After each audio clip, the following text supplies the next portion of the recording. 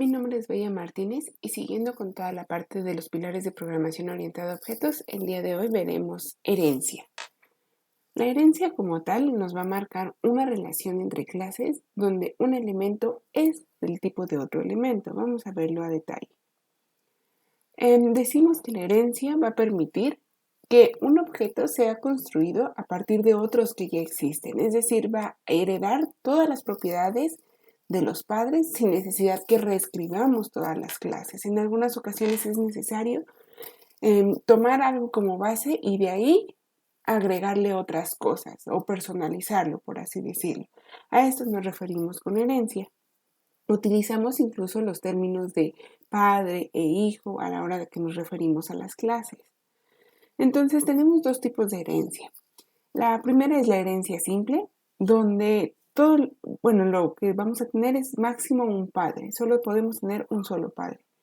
Entonces, por ejemplo, aquí tenemos la clase animal, y en este caso, por ejemplo, la clase mamíferos hereda de la clase animal, es decir, que los mamíferos van a tener las características que definen a los animales, más las particularidades de los mamíferos.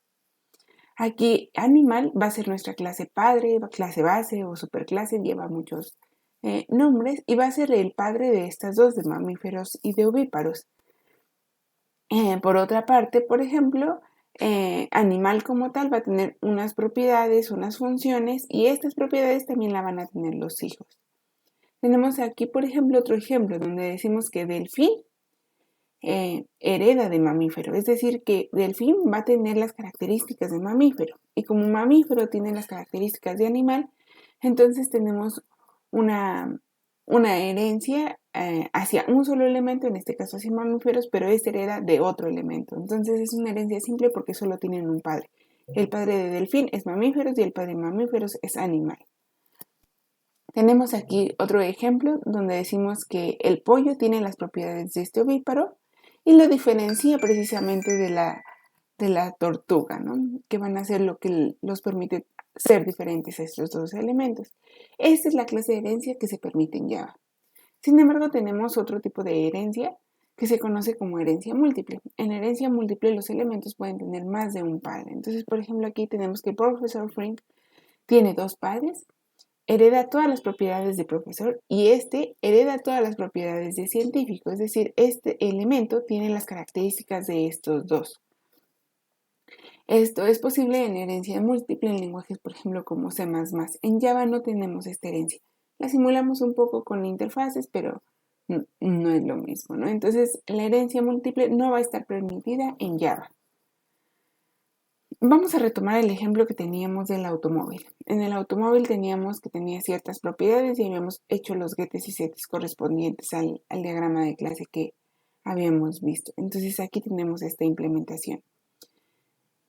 Si yo quiero que de este carro herede otra clase, en este caso le puse auto deportivo va a tener las características definidas en esta clase como tal, más las características que tenga el carro. Para nosotros escribirlo decimos que el auto deportivo es un carro y eso implica que vamos a poner un modificador de acceso, la palabra reservada class, la clase hijo, que en este caso sería auto deportivo, la palabra reservada extends y luego la clase padre. De tal forma que nos quedaría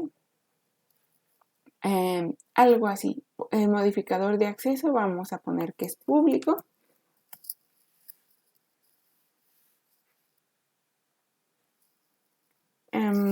Ponemos la palabra reservada class. El nombre de la clase hijo, que quedamos que el clase hijo es autodeportivo. La palabra reservada extends. Y el nombre de la clase padre. Y bueno, ya la definición como tal de nuestra clase, ¿no? Todo lo que vaya ahí adentro. Entonces, esta es la sintaxis que vamos a utilizar. Esto ya quiere decir que autodeportivo es un carro. Autodeportivo extiende de carro y aquí es donde vamos a tener nuestra herencia como tal. Así es como estaríamos definiendo nuestra herencia. Entonces nos quedaría así. Que en realidad es esta parte que tenemos aquí, ¿no? Estamos utilizando aquí el extends como tal del automóvil Aquí también puse como privado el quemacocos, entonces se desglosaron los getes y setes correspondientes. ¿Qué pasa con el constructor? Vamos a ver nuestra implementación en NetBeans. Entonces tenemos ya aquí el automóvil, el carro como tal, tenemos el auto deportivo y aquí ya tengo cómo lo estoy utilizando. Estoy declarando un auto deportivo que se llama X. Y este es un nuevo auto deportivo. Bueno, creo el objeto con el new. Y estoy asignando propiedades. Por ejemplo, aquí estoy utilizando el set quemacocos que pertenece al auto deportivo. Aquí tenemos que set quemacocos pertenece al auto deportivo. Y también estoy utilizando set llantas, que en realidad set llantas pertenece al carro. Entonces noten cómo auto deportivo está utilizando los métodos tanto de él mismo como de la clase padre sin problema alguno. Y bueno, la pregunta que nos traía aquí era precisamente la del constructor. Aquí no he escrito ningún constructor, lo cual significa que tengo los constructores por default que nos genera Java.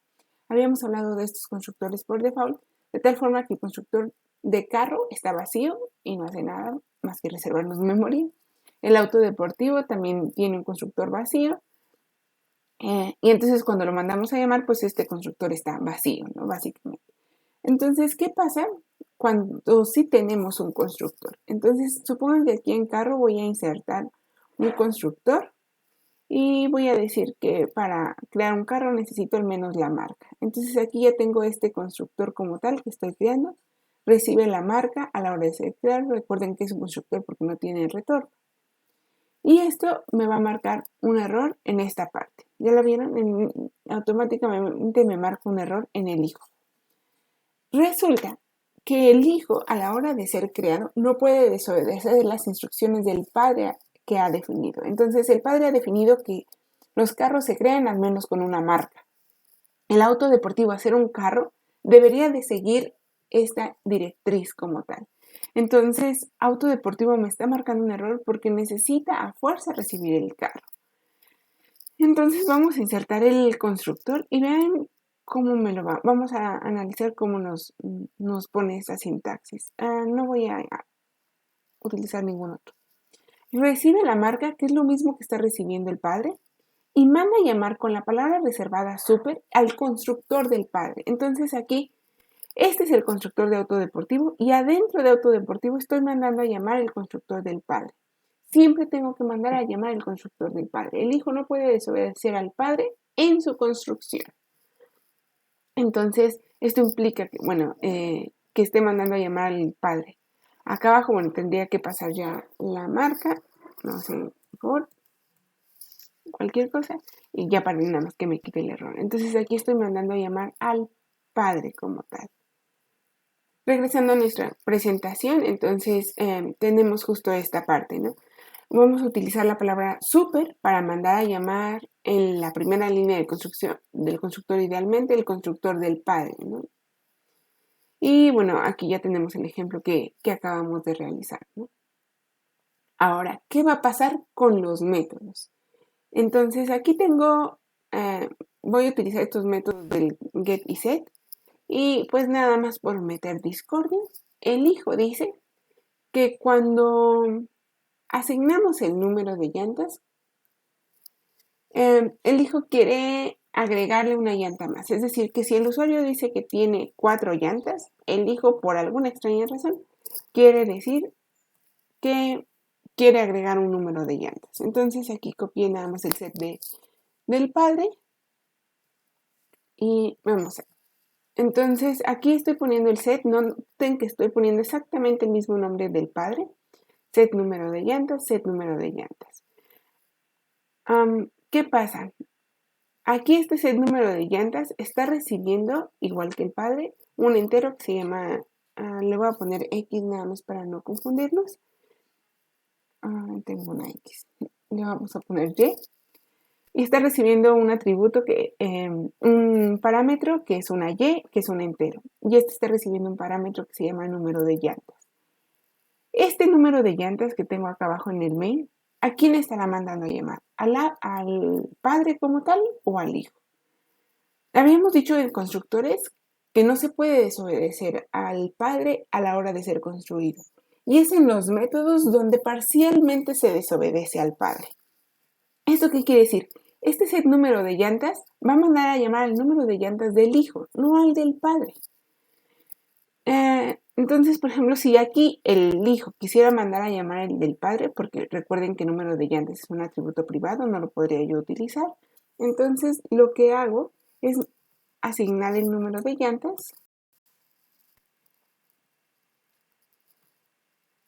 recibiendo Y. Entonces, aquí el usuario de este 4 que está pasando lo va a convertir en esta y esta Y es la que se va a mandar al set número de llantas del padre. Si yo aquí puedo decirle que vamos a agregarle 1 a lo que el usuario haya dicho. Entonces aquí el usuario dice que tiene 4 llantas, el hijo recibe que tiene 4 llantas, le suma 1 y le avisa al padre que son 5 las llantas que quiere el usuario.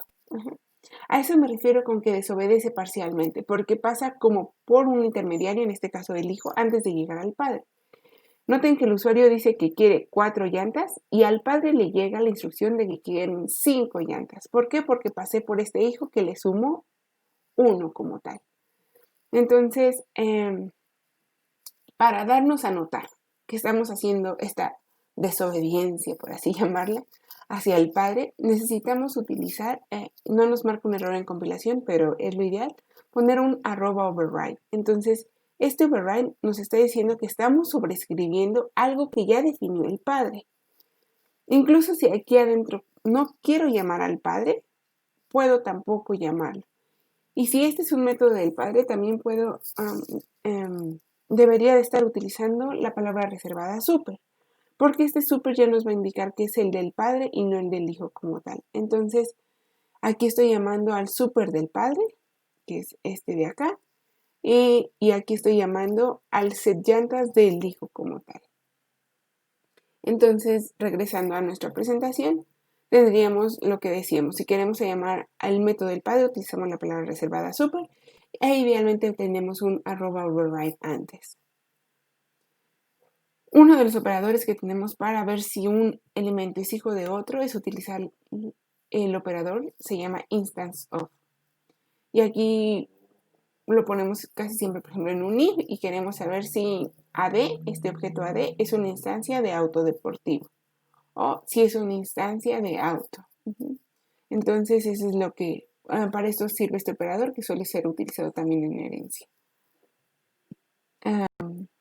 Esto sería todo. Si tienen alguna duda, no duden en contactarme.